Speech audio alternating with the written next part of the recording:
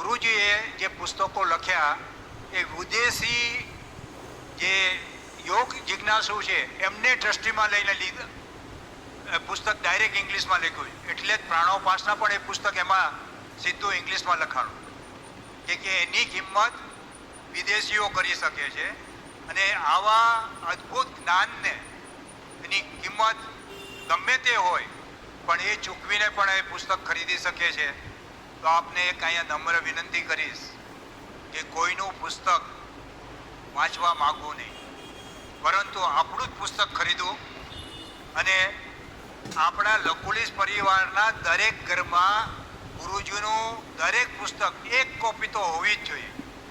કે આજે ગુરુ પૂર્ણિમા છે અને જો ગુરુ દક્ષિણા આપ્યું હોય તો એક આ સંકલ્પ પણ આપણે એવું કરી શકીએ કે આપણા પુસ્તકો આપણે ખરીદશું અને એ પુસ્તક આપણા ઘરમાં વસાવશું.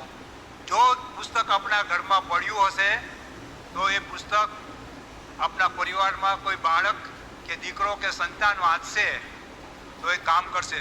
મને આચાર્ય ધર્મબંધુજીએ એક પ્રવચન આપ્યું છે વાંચવા માટે, પણ સમય નથી. એમાં નૈતિક શિક્ષણ આધ્યાત્મિક શિક્ષણ ગણાય છે એવો છે ભાવ છે અને ભૌતિક શિક્ષણમાં જગતમાં નૈતિક શિક્ષણની આવશ્યકતા છે એ મહત્ત્વ બતાવવાનું છે. આ ક્યાંથી આવશે? ગુરુના પુસ્તકો આપણે વાંચશું તો જ આ થવાનું છે. એટલા માટે વધારે સમય નહીં લેતા ફરી આપને વિનંતી કરું કે આપ દરેક આ નેશનલ આપણા જે ઇલેક્ટ્રોનિક મીડિયા છે એના સબસ્ક્રિપ્શન કરજો, પુસ્તકો વસાવજો અને દિવ્ય સંસ્કૃતિના પણ લાવાજમ આપ નોંધાવજો. અને આજે આ સંકલ્પ સાથે પૂજ્ય ગુરુદેવના દર્શાવેલા માર્ગ પર એકતા, સમર્પણ અને સેવાભાવથી આગળ વધીને સનાતન સંસ્કૃતિના પુનરુત્થાનમાં સક્રિય યોગદાન આપીશું તેવો પણ સંકલ્પ કરીએ. અને આપણા બધા પર પૂજ્ય દાદાજી, પૂજ્ય બાપુજી અને પૂજ્ય ગુરુદેવ અને આપણા ઈષ્ટદેવ રાધા પુરુષોત્તમના આશીર્વાદ વરસતા રહે. અમદાવાદ યુટ્યુબને ફરી અભિનંદન.